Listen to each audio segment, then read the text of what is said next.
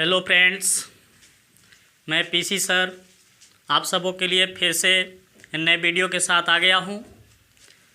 चलिए स्टार्ट करते हैं। पिछले वीडियो में मैंने आप सबको शायद पैसिव का पार्ट 3 दिया था। आज पैसिव का पार्ट 4 देने जा रहा हूँ। और पैसिव पार्ट 3 में मैंने आपको एक्टिव से पैसिव बनाने के सारे रूल्स बता चुके थे। आज मैं जो बता रहा हूँ उसे ध्यान से देखिए। मैंने लिखा वर्ब। आप लोग सोच रहे होंगे कि ये सर वर्ब क्यों लिख रहे हैं, तो बता दें आपको। वर्ब मैंने इसलिए लिखा है क्योंकि वर्ब दो प्रकार के होते हैं। एक होती है ट्रांजिटिव, एक होती है इंट्रांजिटिव। पहला जो वर्ब है ट्रांजिटिव, इसको कहते हैं सकर्मक, और इंट्रांजिटिव को कहते हैं अकर्मक। पहले इसका हमें जान लेना बहुत ज़रूरी है कि यह सकर्मक क्रिया और अकर्मक क्रिया क्या होते हैं और क्यों पढ़ाया जा रहा है सकर्मक अकर्मक क्रिया आपको।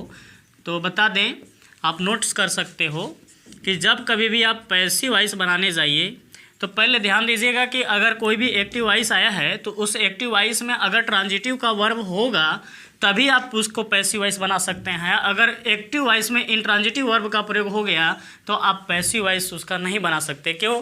क्योंकि ट्रांजिटिव वर्ब की ही पैसिव बनती है, इंट्रांजिटिव वर्ब की पैसिव नहीं बनती, सिर्फ ट्रांजिटिव वर्ब की पैसिव बनती है। तो ट्रांजिटिव का मतलब है सकर्मक क्रिया।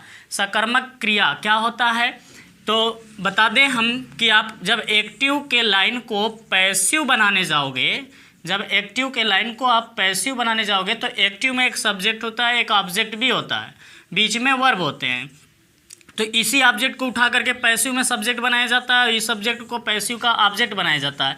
अगर सपोज दैट कि ऐसा वर्ब जिसके पास ऑब्जेक्ट ही ना हो तो हम यहाँ पे पैसिव वॉइस बनाने के लिए यहाँ सब्जेक्ट कहाँ से लाएंगे? तो जब ऑब्जेक्ट ही नहीं रहेगा तो पैसिव का सब्जेक्ट कैसे बनेगा? इसलिए मैं बताने जा रहा हूँ कि ट्रांजिटिव वर्ब की ही सिर्फ पैसिव वॉइस बनती है, इंट्रांजिटिव वर्ब की पैसिव वॉइस नहीं बनती है। तो नोट कर लीजिएगा आप लोग।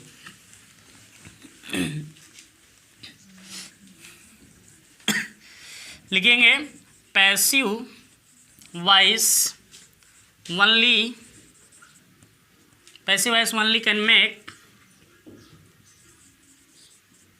of transitive verb।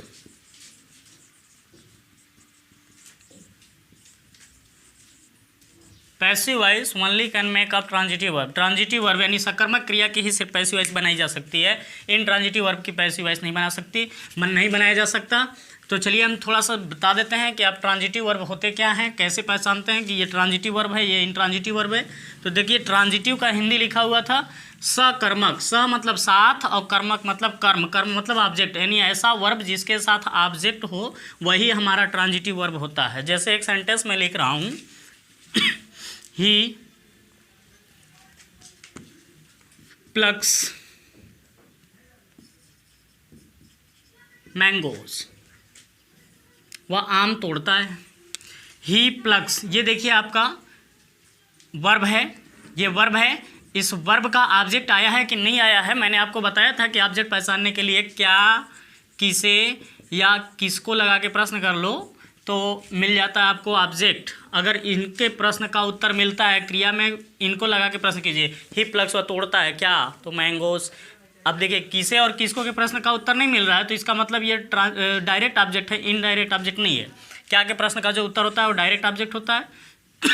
किसे और किसको के जो प्रश्न के उत्तर देते हैं वो यानी डायरेक्ट ऑब्जेक्ट है यहाँ पे, ठीक। क्योंकि ये वर्ब क्या, यानी ये वर्ब जो है, इस वर्ब में हम क्या लगा के प्रश्न किए हैं तो हमको मैंगोज मिला है। अदरवाइज ये किसे और किसको लगा के प्रश्न करते तो हमें इनडायरेक्ट ऑब्जेक्ट मिलता, तो इसमें इनडायरेक्ट ऑब्जेक्ट नहीं बल्कि डायरेक्ट ऑब्जेक्ट प्रयोग किया गया है, डायरेक्ट ऑब्जेक्ट आया है। तो देखिए, इस वर्ब का ऑब्जेक्ट है, इस वर्ब का ऑब्जेक्ट है, इसका मतलब ये वर्ब जो है मेरा वो ट्रांजिटिव वर्ब है। इस वर्ब का ऑब्जेक्ट आया है इसलिए ये ट्रांजिटिव है। अगर वर्ब का ऑब्जेक्ट नहीं होता तो ये इंट्रांजिटिव होता है। एक इंट्रांजिटिव भी दिखा रहा हूँ, ही लाफ्स, वह हंसता है, ही लाफ्स। वह हंसता है। यहाँ पे देखिए लाफ्स लिखा हुआ है, वर्ब है, लेकिन इसके आगे कुछ भी नहीं दिया गया। ये इसका मतलब कि कैसा वर्ब हो गया, इंट्रांजिटिव वर्ब हो गया। ऐसा वर्ब अगर आता है जिसके ऑब्जेक्ट नहीं होते तो उसकी पैसिव वॉइस नहीं बनेंगे। चलिए स्टार्ट करते हैं पैसिव वॉइस बनाने। पैसिव वॉइस बनाने के लिए सबसे पहले मैंने बात किया था कि चलिए शुरू करते हैं। पहले टेंस का पैसिव बनाया जाएगा। टेंस में मैंने आपको चार्ट जो दिया था उस चार्ट में 12 टेंस थे। 12 टेंस में से सिर्फ 8 टेंस का मैंने बताया था कि बेसिक रूप से 8 का ही सिर्फ पैसिव बनता है, 4 का नहीं बनता। तो 4 का भी मैंने बताया था कि बना कर दिखाऊंगा। तो पहले इन 8 का बना लेता हूँ, इसके बाद बचे जो 4 उनको भी बना कर दिखा दूंगा। चलिए सबसे पहले पहला टेंस क्या आता है, तो सिंपल प्रेजेंट टेंस आता है। सबसे पहले simple present tense, simple present tense जिसका ट्रेडिशनल ग्रामर में नाम प्रेजेंट इंडेफिनिट रहा था, बट अब मॉडर्न ग्रामर में आ गया है सिंपल प्रेजेंट टेंस के नाम से। सिंपल प्रेजेंट टेंस यानी कोई भी टेंस होते हैं उसमें 4 तरह के सेंटेंस आ सकते हैं। पहला आ सकता है अफर्मेटिव, दूसरा आ सकता है नेगेटिव, तीसरा हो सकता है इंट्रोगेटिव और चौथा हो सकता है interrogative negative.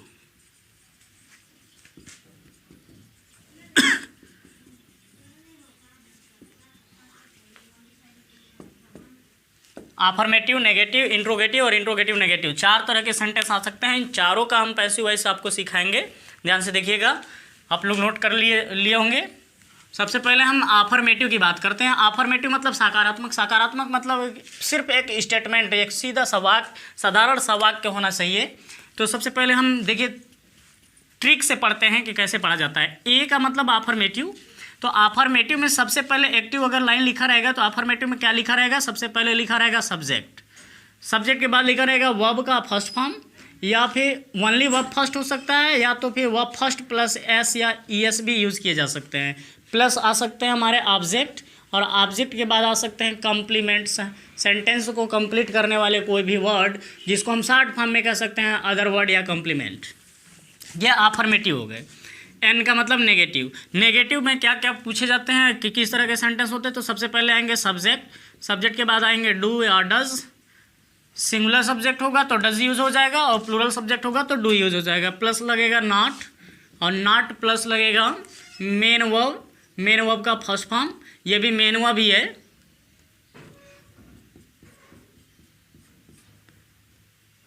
M means main verb, main verb ही है। यहाँ पे मेन वर्ब का फर्स्ट फॉर्म ओनली यूज़ होगा, प्लस यूज़ हो जाएगा ऑब्जेक्ट, ऑब्जेक्ट प्लस यूज़ हो जाएगा अदर वर्ड। अब नेक्स्ट बात करते हैं interrogative. I means interrogative. Interrogative 2 types होते हैं, एक SIS होता है, एक DIS होता है। SIS को हम एस नो टाइप के नाम से भी जानते हैं, एस नो टाइप क्वेश्चन के नाम से भी जानते हैं, और DIS को हम WH टाइप क्वेश्चन के नाम से जानते हैं। तो चलिए देखते हैं कैसे कैसे सेंटेंस इसमें होते हैं, कि किस स्ट्रक्चर में आते हैं। तो सबसे पहले इंट्रोगेटिव के SIS या एस नो टाइप क्वेश्चन में पहले यूज़ हो जाएंगे डू या डज, प्लस यूज़ होंगे सब्जेक्ट, प्लस यूज़ हो जाएंगे मेन वर्ब का फर्स्ट फॉर्म, प्लस यूज़ हो जाएंगे ऑब्जेक्ट, प्लस यूज़ हो जाएंगे अदर वर्ड, और लास्ट में लग जाएगा क्वेश्चन मार्क। और इसमें सिर्फ एक चीज़ बढ़ जाएगी, क्वेश्चन वर्ड प्लस डू या does plus subject plus main verb first plus object plus other word plus question mark. Next है आई, इंट्रोगेटिव हो गया, interrogative negative. IN means interrogative negative. बस इसमें करना क्या है कि सब्जेक्ट के बाद नॉट यूज़ कर देने हैं, अपने आप इंट्रोगेटिव नेगेटिव बन जाएंगे। जैसे हम एक का बता रहे हैं, इंट्रोगेटिव नेगेटिव भी 2 तरीके के होते हैं। पहला होता है SINS, single interrogative negative sentence, और दूसरी होती है DINS यानी डबल इंट्रोगेटिव नेगेटिव सेंटेंस। पूरा का पूरा रूल वही होगा। सबसे पहले इसमें डू और डज यूज़ कर लेंगे, डू या डज यूज़ कर लेने के बाद सब्जेक्ट यूज़ करेंगे, सब्जेक्ट प्लस नॉट यूज़ कर लेंगे, नॉट प्लस मेन वर्ब का फर्स्ट फॉर्म यूज़ करेंगे, main verb first plus object use करेंगे, object plus other word plus question mark use कर लेंगे। और इसमें देखिए यहाँ पे क्वेश्चन वर्ड है तो यहाँ पे भी बढ़ जाएंगे क्वेश्चन वर्ड, और बाकी सब इसमें इसी रूल के बाद इसी रूल को उतारेंगे, बट सब्जेक्ट के बाद नॉट लगा देंगे। क्वेश्चन वर्ड प्लस डू या does plus subject plus not plus main verb first form plus object plus other word plus question mark, इस तरह के स्ट्रक्चर होंगे सिंपल प्रेजेंट टेंस में। ये अगर आप एक सीख जाते हो तो बाकी सब आप आसानी से सीख सकते हो। तो चलो देखते हैं। पहले ये अगर मान लो अफर्मेटिव में इस स्ट्रक्चर पे कोई सेंटेंस लिख दिया, जैसे देखिएगा, ही rights a book, he rights वह लिखता है, अ बुक यानी एक किताब। तो देखिए मैं सबसे पहले क्या लिखा है, सब्जेक्ट लिखा है, फिर मेन वर्ब लिखा है। मेन वर्ब का कौन सा form, first form. First form तो है बट ये एस या यस लगा हुआ है, ओके। इसके बाद देखिए क्या लिखा है, ऑब्जेक्ट, अदर वर्ड इस सेंटेंस में यूज़ नहीं हुए हैं। तो अगर इस स्ट्रक्चर पे कोई भी एक्टिव सेंटेंस आता है तो पैसिव बनाने के लिए रूल देखिए, अफर्मेटिव का पैसिव बनाने के लिए रूल क्या होगा, तो ये देखिएगा, यहाँ पे सब्जेक्ट है, यहाँ पे ऑब्जेक्ट है, यहाँ का जो ऑब्जेक्ट होगा यानी यहाँ पे जो ऑब्जेक्ट है वो यहाँ आएगा। जब यहाँ आ जाएगा तो एक नया सब्जेक्ट होगा, तो इसको हमने नाम दे दिया न्यू सब्जेक्ट, क्योंकि ये ऑब्जेक्ट से उठ करके सब्जेक्ट बनने जा रहा है पैसिव का, इसलिए हमने इसको बोल दिया न्यू सब्जेक्ट। अब बस ये देखिए कि यहाँ पे वर्ब का फर्स्ट फॉर्म प्लस यस या ईएस है, तो इसका मतलब पता चला कि सिंपल प्रेजेंट टेंस है। तो मैंने आपको बताया था चार्ट में कि सिंपल प्रेजेंट आता है तो प्रेजेंट कंटिन्यूअस टेंस में चला जाता है बनने के लिए पैसिव। तो सिंपल प्रेजेंट अगर आया है एक्टिव में, प्रेजेंट कंटिन्यूअस में जाएंगे तो यहाँ पे लगा देंगे इज, एम, आर। अब सब्जेक्ट डिसाइड करेगा कि हम इज लगाएंगे, एम लगाएंगे या आर लगाएंगे। प्लस यहाँ पे देखिए इज एम आर लिख लेंगे। यहाँ पे देखिए वर्ब का मेन वर्ब है, इस मेन वर्ब को उतार लेंगे।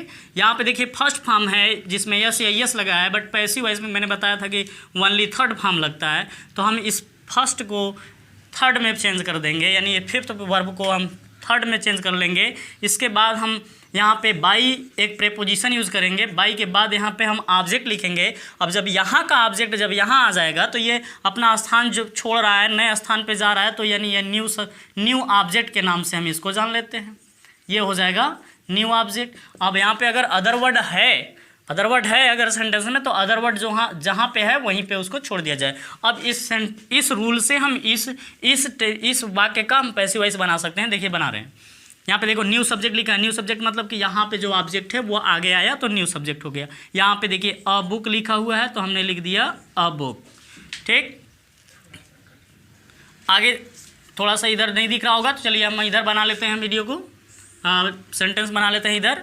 यहाँ पे देखिए ऑब्जेक्ट है, तो ये ऑब्जेक्ट जब आगे आया तो ये न्यू सब्जेक्ट के नाम से जाना गया। न्यू सब्जेक्ट आया तो क्या हो गया, अ बुक हो गया न्यू सब्जेक्ट। प्लस में लगाना है इज एम आर, आँख बंद कीजिए और लगाइए यहाँ पे, क्योंकि वर्ब का फर्स्ट फॉर्म आप पहचान चुके हैं, इसका मतलब प्रेजेंट कंटिन्यूअस में जाएगा, इज एम आर लगाइए।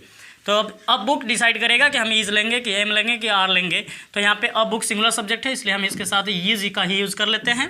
आगे चलते हैं तो आगे पता चलता है कि मेन वर्ब थर्ड रखना है। मेन वर्ब यानी यहाँ देखिए राइट्स है, इसी का हमें थर्ड लिखना है।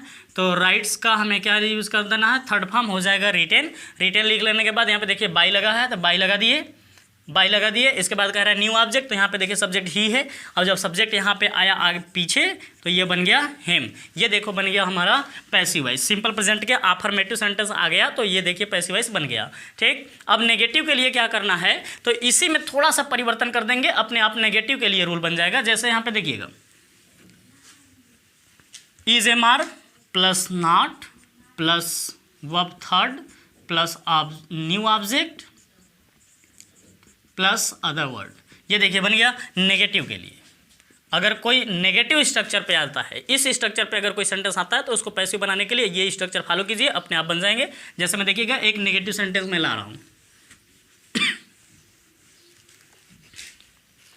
एक नेगेटिव सेंटेंस देखिए ला रहा हूँ, Mohan does not fly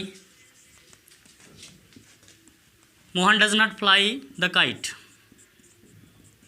Mohan does not fly the kite, यहाँ पे देखिए सब्जेक्ट है, फिर डू या डज में से कोई एक सब हेल्पिंग वर्ब आया है, प्लस नॉट आया, प्लस मेन वर्ब का फर्स्ट फॉर्म आया, प्लस ऑब्जेक्ट आया, अदर वर्ड नहीं आया। ये वाला रूल फॉलो कीजिए, इस रूल पे रख दीजिए, इसका पैसिव वॉइस बन गया। जैसे देखिए बनाते हैं, यहाँ पे देखिए कर रहा है न्यू सब्जेक्ट लिखिए। न्यू सब्जेक्ट क्या है, काइट, क्योंकि Mohan does not fly, Mohan नहीं उड़ाता है क्या, तो द काइट। क्या के प्रश्न का उत्तर जो होता है वो ऑब्जेक्ट होता है, ऑब्जेक्ट को ले आइए आगे बनाइए न्यू सब्जेक्ट, द काइट हो गया न्यू सब्जेक्ट। अब लगाना है इज एम आर, काइट के साथ हम लगा लेते हैं इज, क्योंकि ये सिंगुलर सब्जेक्ट है, सिंगुलर के साथ हम सिंगुलर वर्ब भी यूज़ करते हैं।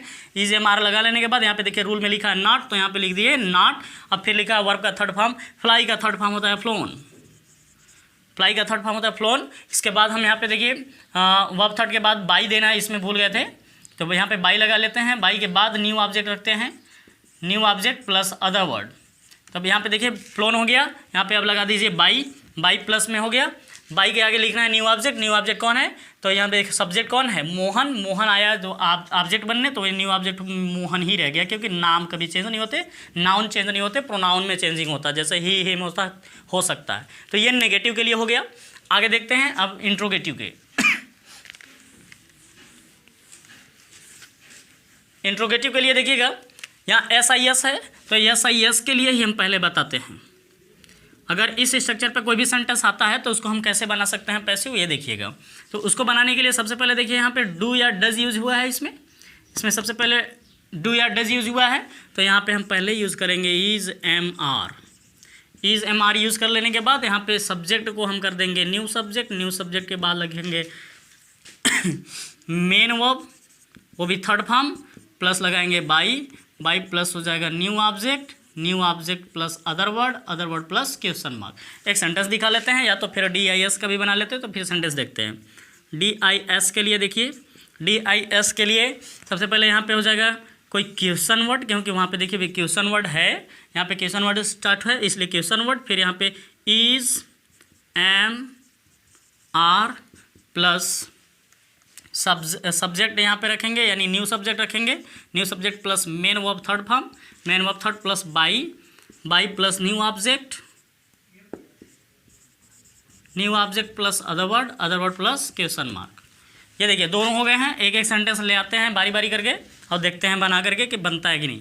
क्यों नहीं बनेगा, क्योंकि बनेगा क्यों नहीं, अगर रूल फॉलो करते हैं तो आप पूरी तरीके से बना सकते हैं, एकदम सेटिस्फाई भी हो सकते हैं, आप अपने से बना करके चेक भी कर सकते हैं। रूल पे चलिएगा, जैसे यहाँ पे देखिए, इस आगे देखिएगा डू या डज लिखा है, तो हम स्टार्ट करते हैं डू या डज से। तो do you play the football, do you play the football, ये देखिए क्वेश्चन लिखा हुआ है, एक्टिव वॉइस लिखा हुआ है, इसको पैसिव बनाना है। यहाँ पे डू है तो यहाँ पे देखिए इज एम आर पहले आ गया, तो आप लगाइए। पहले सपोज कर लीजिए कि सब्जेक्ट क्या है, सब्जेक्ट के अकॉर्डिंग ही पहले इज एम आर लगाइएगा। पहले सब्जेक्ट सोच लीजिएगा, फुटबॉल सिंगुलर सब्जेक्ट है इसलिए यहाँ पे लगेगा इज के बाद लगेंगे द फुटबॉल,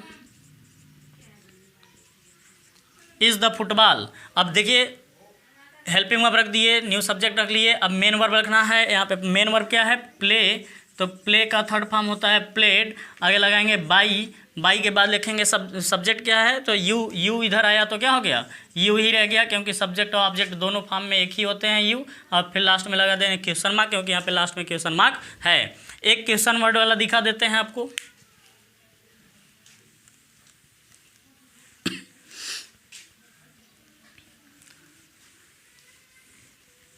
एक क्वेश्चन वर्ड के लिए दिखा लेते हैं। सबसे पहले लिखा है वेयर, इसके बाद लिखा है डू या डज। देखिए क्वेश्चन वर्ड फिर डू डज, वेयर